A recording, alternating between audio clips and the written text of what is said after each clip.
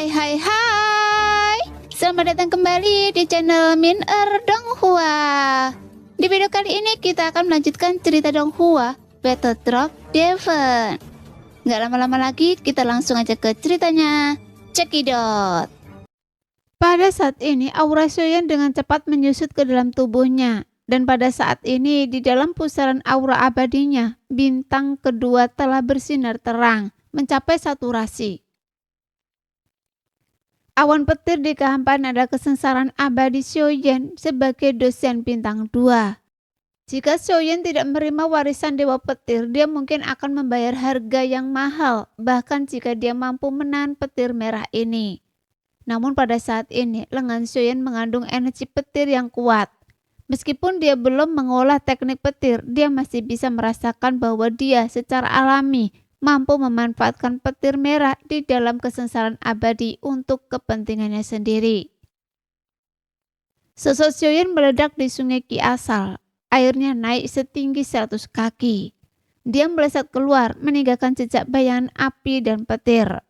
Sosoknya langsung terjun ke dalam kesengsaraan abadi, dan di dalam awan gelap, Xiaoyan mulai bergulat dengan petir merah. "Ayo!" teriak Xiaoyan pelan. Di lautan petir yang mengelilingi istana roh petir, sebuah petir merah yang lebih kuat dari petir kesengsaraan abadi miliknya sendiri melesat ke arahnya. "Patuhlah pada saya!" Xiaoyan terkekeh. Dua petir merah itu, satu besar dan satu kecil, tampaknya memiliki kesadaran. Petir kesengsaraan abadi yang tidak lagi menyerang Xiaoyan dengan ganas tampaknya memahami kata-katanya dan menundukkan kepalanya, membiarkan Xiaoyan menyerapnya. Xiaoyan langsung mengulurkan tangannya dan meraih petir kesengsaraan abadi dengan kedua tangannya. Busur listrik berderak di lengannya. Setelah digenggam oleh Xiaoyan, petir kesengsaraan abadi tampak enggan dan meronta-ronta dengan panik. Petir merah itu menyambar tubuh Xiaoyan, menyebabkannya meringis kesakitan. Dia tidak punya pilihan selain menggunakan kedua lengannya untuk meraih petir kesengsaraan abadi. Lengan yang diberikan kepada Xiaoyan oleh Dewa Petir jauh lebih kuat daripada satu petir kesengsaraan abadi. Busur listrik berderak di lengan Xiaoyan dan petir yang kuat meletus dari telapak tangannya, mencoba menyerap petir merah kesengsaraan abadi. Petir merah kesengsaraan abadi sebenarnya merambat ke lengan Xiaoyan dan masuk ke dalam tubuhnya. Tapi petir merah kesengsaraan abadi yang dahsyat itu segera mengamuk di dalam dirinya. Sehingga Xiaoyan memuntahkan seteguk darah, segera menggunakan kekuatan 3 keajaiban untuk menekannya. Tetapi kekuatan petir merah kesengsaraan abadi ini bukanlah hal biasa, langsung menciptakan kekacauan di dalam tubuhnya. "Sialan!" Xiaoyan mengumpat dengan gigi terkatup. Kekuatan petir di lengannya dengan cepat mengendalikan petir merah kesengsaraan abadi di dalam dirinya. Namun ini jelas merupakan perlawanan terakhir dari petir merah kesengsaraan abadi. Kekuatannya yang dahsyat secara bertahap dinetralisir oleh kekuatan petir Xiaoyan. Dan kekuatan petir merah kesengsaraan abadi perlahan berubah menjadi kekuatan petir Xiaoyan sendiri. Setelah sekian lama, Xiaoyan akhirnya menghela nafas panjang. Di tengah matanya terdapat bola api dan kekuatan api tersebut disertai dengan kilatan petir yang melingkar, membuatnya tampak sangat terkejut. Awan badai di langit setelah Xiaoyan menyerap petir merah kesengsaraan abadi tampak kehilangan kekuatannya dan mulai perlahan menghilang. Di dalam pusaran Qi abadi di tubuh Xiaoyan, bintang kedua memancarkan cahaya yang sangat terang. Dan pada saat itu aura Xiaoyan telah mencapai tingkat dosen bintang 2. Guandong dan Hua Puyu juga terkejut dengan gerakan Xiaoyan menghentikan kultivasi mereka. Melihat Xiaoyan yang memancarkan aura dosen bintang 2, keduanya tak kuasa menahan diri untuk memutar bola mata. Kecepatan kultivasi Xiaoyan sungguh menakutkan. Bahkan, dengan sungai Qi asal yang menyediakan banyak sumber daya, dia masih membutuhkan kemampuan untuk menyerapnya. Sebagai contoh, Guandong dan Hua Puyu telah mencapai titik jenuh. Kekuatan mereka tidak meningkat, hanya sedikit bertambah dari level bersama. Meskipun rasa dendam dan racun di tubuh Hua Puyu telah sedikit ditekan, namun masih cukup parah. Selamat Kakak Xiaoyan, Anda telah menembus ke dosen bintang 2 lagi. Kecepatan kultivasi Anda benar-benar membuat kami malu. Guandong menyatukan kedua tangannya sebagai salam. Ketika pertama kali bertemu Xiaoyan hanyalah dosen bintang 1. Dalam waktu sesingkat itu, Xiaoyan telah menembus ke dosen bintang 2. Kecepatan kultivasi seperti itu benar-benar menakutkan. Selamat. Hua Puyu juga sedikit menyatukan kedua tangannya, tetapi wajahnya agak pucat dan tidak enak dilihat. Xiaoyan menyembunyikan auranya dan terbang ke sisi Hua Puyu. Kakak Xiaoyan, Kakak Buyu terluka di aula utama saat melindungi Anda, kata Guandong lembut kepada Xiaoyan. Kakak Xiaoyan terluka saat melindungi kita. Rasa dendam saya sudah lama tertanam dalam diri saya, hanya masalah waktu sebelum itu meledak. Ini bukan sesuatu yang serius. Hua Puyu memaksakan senyum, tetapi sebelum dia selesai berbicara, matanya menjadi sayu dan tiba-tiba dia pingsan. Xiaoyan dan Guangwodong dengan cepat membantu Hua Puyu berdiri, hanya untuk melihat racun hitam menyebar ke lehernya. Sepertinya rasa dendam Kakak Buyu telah sepenuhnya meledak dalam pertempuran ini. Kita harus menemukan cara untuk mendalikannya. Xiaoyan merutan kening. Rasa dendam Hua Buyu belum pernah separah ini sebelumnya. Pasti saat pertarungannya dengan Wu Henjian. Ketika dia menggunakan ki asal abadi, dia kehilangan kendali atas rasa dendamnya, menyebabkannya meledak sepenuhnya. Xiaoyan dan Guandong mengangkat Hua Puyu ke samping. Mereka melihat rasa dendam hitam yang berasal dari Hua Puyu menyerang mereka. Xiaoyan segera menghentikan Guandong, memerintahkannya untuk tidak menyentuh Hua Puyu. Rasa dendamnya bukanlah racun biasa, kontak juga akan menyebabkan bahaya. Racun itu menyebar dengan cepat di sepanjang leher Hua Puyu. Jika racun itu mencapai kepalanya, Hua Puyu tidak hanya akan berada dalam bahaya maut, tetapi juga mungkin dikendalikan oleh racun tersebut. Menjadi inangnya dan berubah menjadi monster, bukan manusia maupun hantu. Pada saat itu, Ji Hengxing kemungkinan juga akan binasa. Tuan Muda, cepat masukkan dia ke laut petir. Jika kebenciannya meledak, kita semua akan terpengaruh. Lehu menyadari kekuatan kebencian dalam diri Hua Puyu, segera memberitahu Xiaoyan. Tapi laut petir dipenuhi dengan petir yang tak terhitung jumlahnya. Dia tidak sadarkan diri sekarang. Itu mungkin tidak baik. Xiaoyan ragu-ragu karena sebelumnya dia telah menggunakan satu sambaran petir merah dari laut petir untuk langsung mengubah Wu Henjian dan Jin Zhen menjadi abu. Dan Hua Puyu akan mengalami nasib yang sama. Sekarang, hanya kekuatan petir di laut petir yang dapat menekan racun kebencian di dalam dirinya. Tidak ada pilihan lain sekarang. Semua orang akan terpengaruh oleh racun kebencian dan tidak akan ada waktu untuk kehilangan, kata Lehu, karena racun kebencian di tubuh Hua Puyu hampir mencapai wajahnya. Xiaoyan menggertakkan giginya. Ini adalah satu-satunya solusi. Lengan Xiaoyan diselimuti percikan listrik, lalu dia mengangkat Hua Puyu dan bergegas menuju laut petir dengan kecepatan tinggi. Di laut petir, sosok Hua Puyu melayang di dalamnya. Setelah menerima warisan Dewa Petir, Xiaoyan memasuki laut petir tanpa diserang petir. Semua sambaran petir menghindarinya, seolah menunjukkan rasa hormat yang besar kepadanya. Namun sambaran petir itu gelisah terhadap Hua Puyu, berputar-putar di sekelilingnya. Mundur! Teriak Xiaoyan dan sambaran petir yang datang langsung mundur ketakutan. Pemangsa kekosongan, kemarilah! Xiaoyan tiba-tiba menyadari bahwa pemangsa kekosongan telah berada di laut petir selama ini. Pemangsa kekosongan tentu saja mengerti kata-kata Xiaoyan dan bergegas ke sisinya. Xiaoyan dengan hati-hati menempatkan Hua Puyu di punggung pemangsa kekosongan, lalu mencoba menekan kebencian dan racun di dalam tubuh Hua Puyu dengan menjadikan petir yang lebih lemah.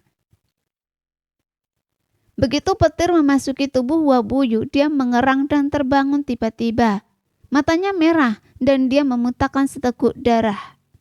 Hua Puyu menjerit kesakitan dan Xiaoyan segera merutan kening, bersiap untuk menarik petir dari tubuh Hua Puyu. Tepat ketika Xiaoyan hendak bertindak, Hua Puyu meraih lengannya dan menahan rasa sakit dan berkata, "Ini berhasil. Beri saya sesuatu yang lebih seru lagi." Suen terkejut, tetapi melihat bahwa kebencian yang perlahan muncul di wajah Huabuyu sebenarnya mulai memudar. Namun Huabuyu juga menahan rasa sakit fisik yang hebat karena kebencian itu ditekan secara paksa oleh kekuatan petir. Saat ini, hanya petir yang dapat menekan kebencian Huabuyu, jadi dia tidak punya pilihan selain menahan rasa sakit. Suen melambaikan tangannya dan beberapa sambaran petir meraung dari lautan petir menyerbu tubuh Huabuyu, yang menyebabkan jeritan yang memilukan keluar. Rasa sakit yang hebat menghantam jiwanya. Petir yang dipanggil Xiuyan terkendali kekuatannya. Dia khawatir tubuh Huabuyu tidak dapat menahannya, karena energi petir terlalu dahsyat dan akan menyebabkan kerusakan besar pada tubuh. Namun dalam situasi saat ini kebencian itu terlalu kuat, dan mereka harus melawan api dengan api. Hanya kekuatan petir yang nyaris dapat menekannya. Di tengah lautan petir, di punggung pemangsa kekosongan, Xiuyan berdiri di samping Huabuyu. Rasa dendam di leher Huabuyu telah sepenuhnya mereda. Nyaris pertahanan oleh kekuatan petir. Namun penekanan ini hanya sementara. Jika rasa dendam itu meletus lagi, akan lebih sulit untuk dikendalikan. Oleh karena itu, sumber api harus ditemukan secepat mungkin. Jika tidak, ketika rasa dendam itu meletus lagi, Huabuyu mungkin tidak dapat menekannya dan pada akhirnya akan dikendalikan olehnya. Namun setidaknya rasa dendam di dalam tubuh Huabuyu telah ditekan untuk saat ini. Di masa mendatang, Huabuyu harus menghindari pertempuran ekstrim. Jika tidak, rasa dendam akan memiliki kesempatan untuk menyerang. Setelah membantu Huabuyu mengendalikan rasa dendam, Xiuyan kembali ke istana roh petir. Saat ia pergi, pemangsa kekosongan mengeluarkan beberapa rengekan, seolah mencoba menenangkan Xiuyan. Rubah petir juga telah menemukan pemangsa kekosongan, tetapi ia tidak menyeberangi lautan petir, hanya mengamati Xiuyan dan yang lainnya dari jauh. Bagaimana mungkin ia juga berada di lautan petir? Tanya rubah petir dengan heran. Melangkah beberapa langkah ke depan, Xiuyan menceritakan pertemuannya dengan pemangsa kekosongan, termasuk bagaimana pemangsa kekosongan membawa mereka ke istana roh petir.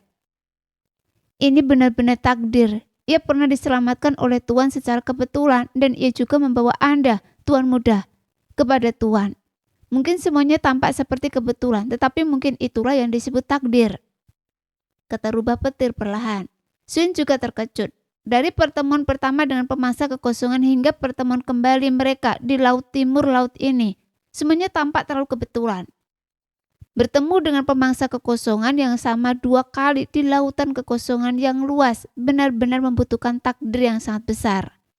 Justru karena pemangsa kekosonganlah Xiuyan datang ke istana roh petir, menerima warisan dewa petir dan meningkatkan kekuatannya secara signifikan. Jadi singkatnya, keberuntungan ini dimulai saat dia bertemu dengan pemangsa kekosongan. Tuan mengatakan bahwa istana timur masih menyimpan warisan itu. Kita tidak punya banyak waktu lagi, jadi saya akan pergi ke istana timur dulu. Kakak Buyu, mengapa Anda tidak tinggal di Sungai Qi asal istana barat untuk memulihkan diri? Xiuyan berjalan ke pintu masuk utama istana roh petir, tempat 2 jalan bercabang. Satu ke istana barat dan yang lainnya ke istana timur. Huabuyu mengangguk. Meskipun dia telah menekan rasa kesal, tubuhnya sangat lemah. Dengan Sungai Qi asal sebagai tambahan, dia bisa pulih dari kelelahannya dengan cepat. Rubah petir menemani Xiuyan saat mereka perlahan berjalan menuju istana timur. Istana timur adalah tempat guru mengajar. Semua mantan muridnya menerima pengetahuan mereka di sana. Tetapi istana timur telah lama ditinggalkan dan banyak hal telah lenyap. Satu-satunya yang masih berfungsi di sini adalah platform penempaan 3.000 petir. Warisan yang dibicarakan guru pastilah itu, jelas rubah petir kepada Xiuyan. Karena dewa petir mempercayakan rubah petir kepada Xiuyan, dengan kata lain, dia juga mempercayakan Xiuyan kepada rubah petir. Xiuyan menjadi tuan rubah petir, jadi rubah petir secara alami menuruti kehendak dewa petir dan mengakui Xiuyan sebagai tuannya. Sementara keduanya berbicara, rubah petir telah membawa Xiuyan ke istana timur. Tidak seperti aula utama dan istana barat, bangunan-bangunan di sini karena lamanya waktu berlalu dan kurangnya pengunjung, tertutup lapisan debu yang tebal.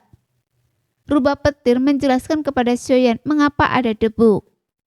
Aula roh petir awalnya terletak di alam lain, tetapi alam ini hancur total dalam perang. Banyak buku rahasia di dalam istana timur hilang, tetapi menurut Lehu, sebagian besar dihancurkan oleh Lesen sendiri, meskipun alasannya tetap tidak diketahui. Hanya 3.000 platform penempaan di dalam istana timur yang tetap bersih. Suyen perlahan berjalan ke platform. Di tengah arena berdiri sebuah lempengan batu dengan simbol petir. Saat Suyen mendekat, percikan listrik berderak di seluruh platform, dan lempengan tengah berubah menjadi petir emas yang melesat ke lautan petir yang melilingi istana roh petir. Seketika, petir emas mengamuk di dalam lautan petir.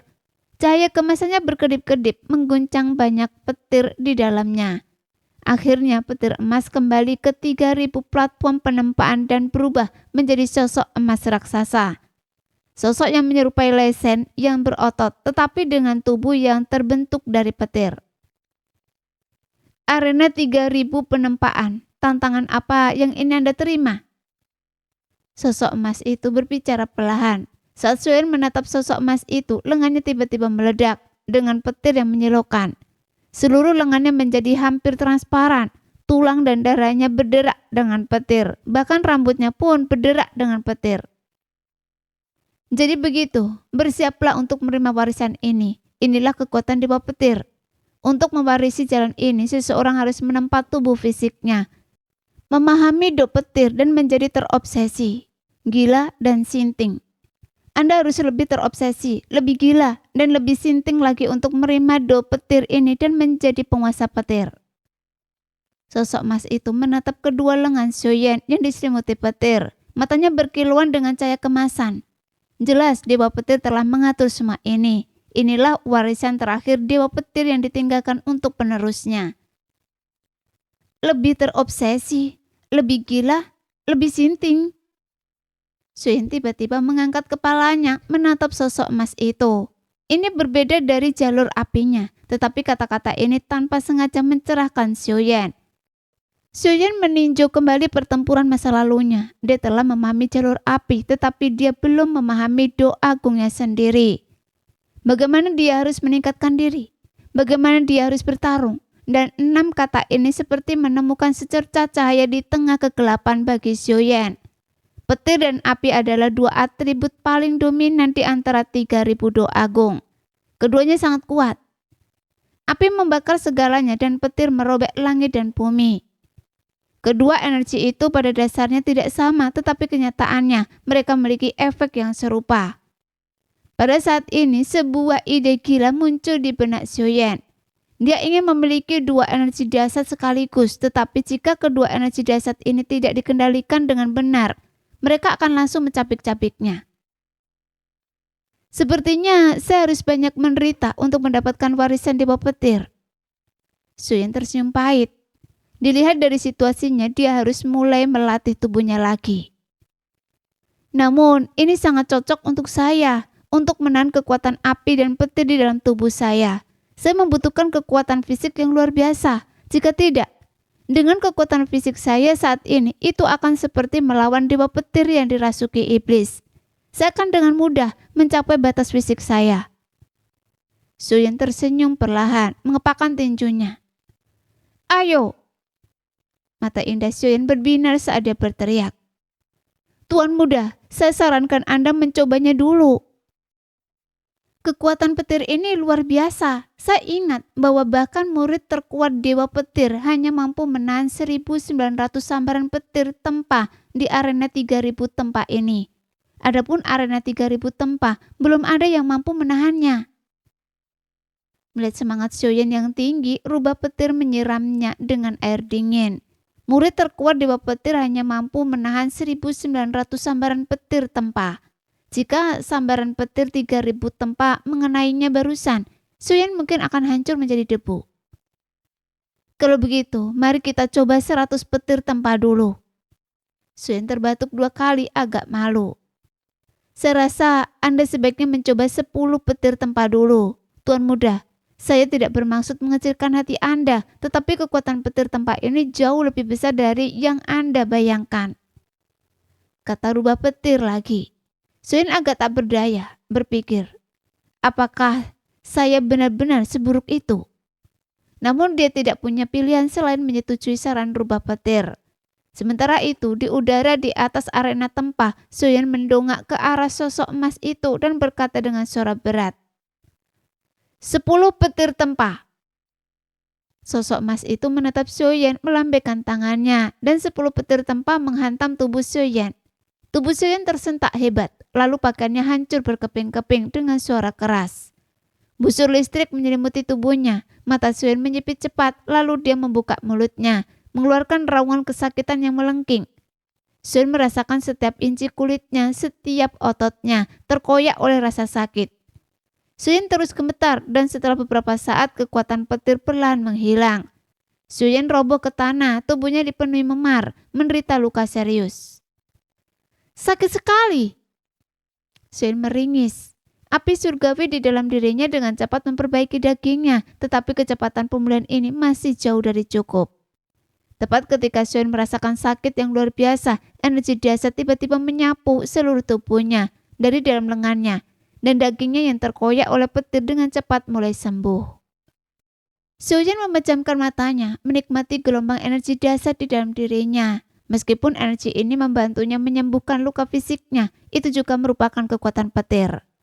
Selama proses penyembuhan, di tengah kontras antara kenyamanan dan rasa sakit, ekspresi Soyeon adalah, campuran pahit manis antara rasa sakit dan kesenangan. Setelah beberapa saat, Soyeon akhirnya duduk bersila hingga luka fisiknya benar-benar sembuh. Kekuatan yang membantu Soyeon pulih jelas berasal dari Dewa Petir. Tentu saja, lengan yang Dewa Petir bantu bangun kembali untuk Soyeon tidaklah sederhana itu. Selain memiliki kekuatan petir, Soyeon menduga bahwa lengan itu juga mengandung warisan sejati Dewa Petir. Tujuan akhir Dewa Petir membawa Soyeon ke Istana Timur sederhana, untuk memungkinkan Soyeon memperkuat tubuh fisiknya melalui arena penempaan 3000. Hanya tubuh yang kuat yang dapat menahan warisan Dewa Petir. Kekuatan petir yang mendominasi berada di luar kemampuan kekuatan fisik Soyeon saat ini. Saat Soyeon duduk bersila untuk memulihkan diri, sebuah pesan membanjiri pikirannya. Setelah sekian lama, Soyeon perlahan membuka matanya, tatapannya tajam dan intens. Dia bergumam, tubuh petir dewa abadi, petir mendalam, petir sejati, tubuh petir abadi. Yang terlintas di benak Soyeon adalah teknik pemurnian tubuh. Teknik pemurnian tubuh yang sebelumnya dia pelajari sudah sangat ketinggalan zaman untuk kecepatan dan tingkat kultivasinya saat ini. Tubuh petir dewa abadi ini yang ditinggalkan oleh Dewa Petir sungguh mengejutkan, berada di peringkat dunia, di atas peringkat domain. Namun, tubuh petir dewa abadi dibagi menjadi 3 tingkatan. Petir mendalam, petir sejati, dan tubuh petir dewa abadi. Hanya setelah menguasai tubuh petir mendalam, teknik ini baru bisa mencapai peringkat domain. Dan hanya setelah mencapai tubuh petir sejati, barulah teknik ini dapat dianggap sebagai teknik peringkat domain sejati. Tetapi begitu tubuh petir dewa abadi dikultivasi, teknik pemurnian tubuh ini dapat melepaskan kekuatan sejatinya, mencapai peringkat dunia. Namun, tubuh Xuan Li ini saja dapat menahan 1000 sambaran petir tempah. Melihat Soyeon bagaimanapun, 10 sambaran petir tempah sudah mendorong batas fisiknya. Memikirkan hal ini, Soyeon tidak bisa menahan senyum getir. Sepertinya mewarisi warisan guru Lei Shen membutuhkan harga yang sangat mahal, kata Soyeon perlahan. Luka fisiknya kini telah sembuh total. Menempa tubuhnya di tengah kilat dan menggunakan kekuatan kilat untuk memulihkan dagingnya, tulang dan daging Soyeon diam-diam berubah menjadi lebih kuat tanpa ia sadari. Soyeon menjilat bibirnya, matanya serius, tetapi tanpa sedikit pun rasa takut. Dia perlahan berdiri dari posisi bersila, mengangkat kepalanya untuk melihat sosok emas di atasnya. 20 sambaran kilat penempaan, kata Soyeon dengan suara berat. Bahkan Lei Hu sedikit terkejut. Soyeon telah berjuang untuk menahan 10 sambaran kilat penempaan. Sekarang ia menggandakan jumlahnya, ini hampir gila. Namun sosok emas itu tidak sadarkan diri. Atas permintaan Soyeon, ia melambaikan tangannya, melepaskan 20 sambaran kilat, masing-masing setebal lengan. Meskipun tampak kecil, kekuatan setiap sambaran kilat menyebabkan Xiaoyan menjerit histeris. Rasa sakit fisik menjalar ke otak dan kemudian menyerang jiwanya. Tanpa kemauan yang kuat, penyiksaan fisik seperti itu akan tak tertahankan. Namun Xiaoyan telah menempuh perjalanan panjang dan rasa sakit tampaknya sudah biasa. Jeritannya yang melengking menggema di seluruh istana timur. Begitu menyayat hati sehingga bahkan rubah petir di sampingnya pun merasakan simpati. Sebenarnya rasa sakit fisik hanyalah sebagian dari masalah. Jeritan Xiaoyan terutama merupakan pelepasan tekanan yang terpendam. Sekuat apapun seseorang ketika semua tekanan berada di pundaknya, tekanan mental seringkali melebihi tekanan fisik. Namun Xiaoyan memahami misinya. Jadi dia harus mengubah tekanan ini menjadi kekuatan pendorong untuk menjadi lebih kuat. Busur listrik berderak di tubuh Xiaoyan menusuk dagingnya seperti jarum sebelum meledak di dalam. Rasa sakitnya tak terbayangkan. Xiaoyan menggertakkan giginya bertahan sejenak hingga berbagai memar muncul di tubuhnya. Wajahnya berkerut, jelas menahan rasa sakit yang luar biasa. Xiaoyan merasa setiap inci dagingnya meledak untuk mengkultivasi tubuh petir ilahi primordial. Seseorang harus menahan 1000 sambaran petir tempah. Oleh karena itu, kekuatan fisik Xiaoyan saat ini masih jauh dari cukup. Namun ketika petir tempah meledak di dalam tubuh Xiaoyan, dia tiba-tiba membuka matanya, mendapatkan kembali sebagian kesadarannya.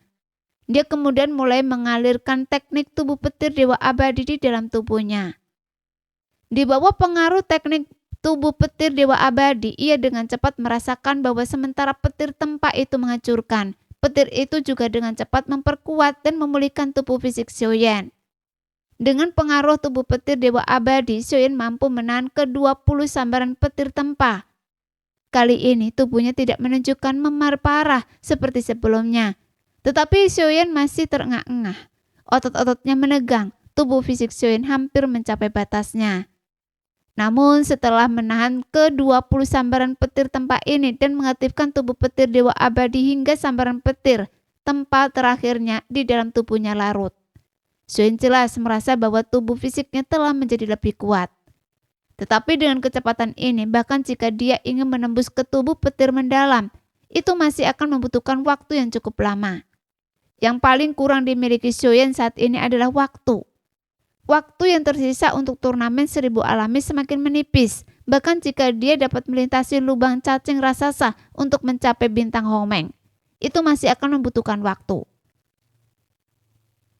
Oleh karena itu, Xiaoyan harus menyelesaikan kultivasinya secepat mungkin.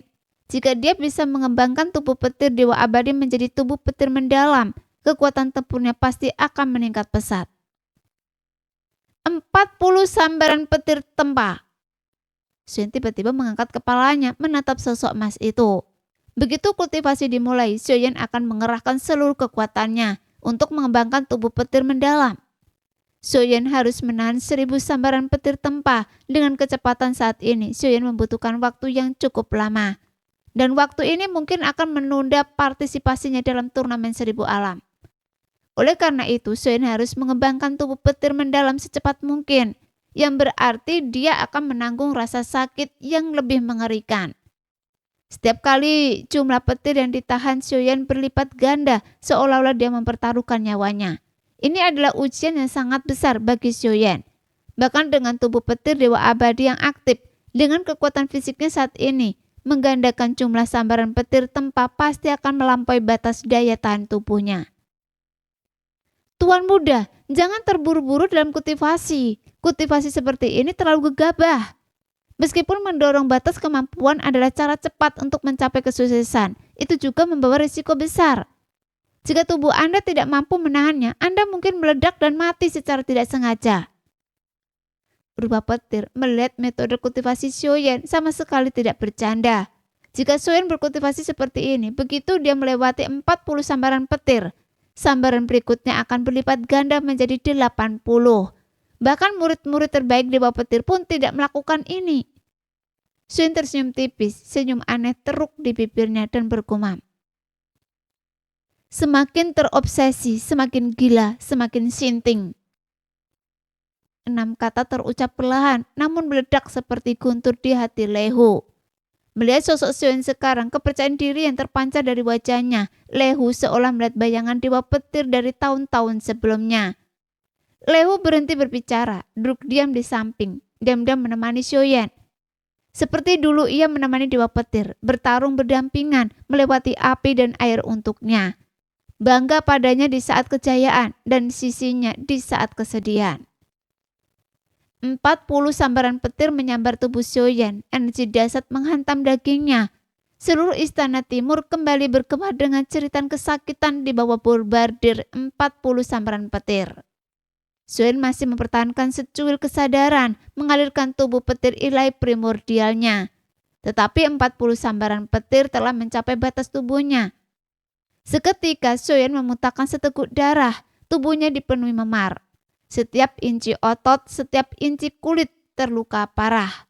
Sioen roboh ke tanah, tidak mampu bergerak sedikit pun. Seperti yang diduga, tempaan petir ganda telah melampaui batas kemampuan tubuh tuan muda untuk menahannya. Lehu memandang Sioen tanpa sedikit pun terkejut, karena tak terhitung banyaknya orang yang jatuh seperti Sioen di arena tempaan. Dan Sioen bukanlah satu-satunya yang menjadi gila. Hah? Tepat saat itu, Sioen di arena tempaan benar-benar berhasil berdiri, menopang tubuhnya yang terluka parah. Bagaimana mungkin? Otot-ototnya benar-benar hancur, bahkan dengan ramuan obat akan membutuhkan puluhan hari untuk pulih. Bagaimana tuan muda masih bisa berdiri? Lehu tidak percaya. Dia telah melihat terlalu banyak orang seperti Sioen yang tubuhnya hampir hancur oleh tempaan petir di arena tempaan. Tubuh mereka nyaris tidak utuh dan bahkan dengan pemulihan tercepat masih akan membutuhkan beberapa hari. Dan kulit Sioen yang semula cerah kini berubah menjadi biru tua sepenuhnya, memperlihatkan memar di bawahnya. Tingkat keparahan lukanya sangat mengerikan. Tuan muda, dia tidak menggunakan dari alam lain yang menculik seorang wanita. Kemauan. Orang itu pasti Kemauan memiliki ini arti seberapa atau tujuan yang kuatkah sangat seseorang penting. untuk memilikinya? Sesuan menganalisis. Rubah petir terkejut, menatap Sioen yang membungkuk tetapi berusaha berdiri. Matanya yang buas bergetar. Ini bukan apa-apa. Ayo, 80 sambaran petir tempah. Sioen terkekeh. Tiba-tiba menengadahkan kepalanya. Wajahnya dipenuhi ekspresi hampir gila. Pada saat ini Sioen telah sepenuhnya masuki suatu keadaan. Keadaan mantra 6 suku kata. Siosuan, Lebih Siosio dan terobsesi, Siolin lebih saling gila, bertukar lebih pandang mengamuk. dan segera menuju kota Kingsan. Tidak heran Tuan mengorbankan nyawanya untuk mewariskan warisannya kepada Tuan muda. Dengan kemauan yang begitu kuat, dia memahami mantra 6 suku kata guru Dewa Petir dengan sangat mendalam. Bahkan para murid yang telah mengikuti guru Dewa Petir selama ratusan tahun pun tidak pernah memasuki makna sebenarnya dari mantra 6 suku kata guru Dewa Petir. Tetapi Tuan muda hanya dalam waktu singkat dia telah memahaminya. Rubah Petir telah menemani Dewa Petir selama bertahun-tahun, bertarung bersamanya berkali-kali. Ia memahami segala sesuatu tentang Dewa Petir dan ia lebih memahami mantra 6 suku kata yang ditinggalkan oleh Dewa Petir. Karena hanya melalui Dewa Petir sendiri, Lehu benar-benar menyaksikan makna dasar dari 6 kata ini. Lebih obsesif. Fantasme untuk kultivasi. Lebih gila. Kegilaan untuk kultivasi. Lebih arogan. Keangkuhan dalam kesadaran diri. Keenam kata ini menggambarkan perkembangan kehendak seseorang yang hiruk pikuk, yang membuat seseorang percaya bahwa apapun yang terjadi, seseorang selalu dapat mencapainya. Beberapa ledakan terdengar di platform penempaan. 80 petir penempaan menyambar tubuh Sioen.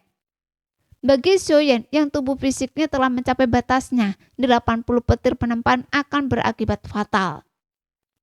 Di tubuh Sioen, petir tempah menyembur keluar dari kulitnya, meledakkan lubang berdarah di dagingnya. Namun mata Sioen tampak tidak terpengaruh oleh rasa sakit. Masih bersinar terang saat ia menatap sosok emas di udara. Ia kemudian terus berteriak. 160 petir tempah. Setiap kata yang diucapkan Sioen penuh kekuatan dan tekad. Meskipun tubuhnya kini dipenuhi luka, mata Sioen tampak sangat bertekad. Atas perintah Soyen, sosok emas itu melambaikan tangannya dan 160 petir tempa menghantam. Soyen menjilat bibirnya tampak penuh antisipasi. Benar-benar gila. Melihat ini, rubah petir tercengang astonished oleh kegilaan Soyen. Ia benar-benar orang gila. Jika dewa petir gila, Soyen bahkan lebih gila. Gila sampai tak terbayangkan. Ketika rasa sakit di tubuh seseorang mencapai batasnya, seseorang kehilangan semua sensasi, termasuk kendali atas tubuh untuk waktu singkat. 160 sambaran petir tempa adalah jumlah yang tak tertahankan bagi kekuatan fisik Soyen saat ini. Bahkan membuat rubah petir pun merasa cemas padanya. Meskipun petir memasuki tubuhnya, Soyen tetap sadar mengalirkan tubuh petir dewa abadinya. Namun bahkan dengan kekuatan ajaib tubuh petir dewa abadi yang mampu menggunakan petir tempa untuk meningkatkan kekuatan fisik, Soyen telah melampaui kemampuannya untuk memperbaiki tubuhnya. Dengan dentuman yang mengkakkan telinga, 160 sambaran petir tempa memasuki tubuh Soyen.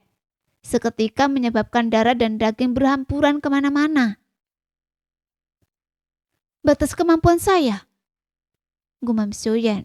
Pupil matanya membesar sebelum tubuhnya roboh kaku di arena tempa. Darah menodai tubuhnya dan dia terbaring tak sadar di genangan darah. Rubah petir berputar, berubah dari rubah kecil kembali menjadi tubuh kolosal yang bergemuruh dengan listrik. Matanya dipenuhi petir saat ia menatap Soyen dengan khawatir. Namun, ia dapat merasakan bahwa Soyen masih bernafas dan belum binasa.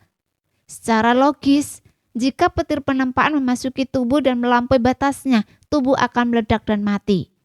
Namun, meskipun tubuh Soyen dipenuhi luka akibat petir penempaan, tidak ada tanda-tanda ia akan meledak.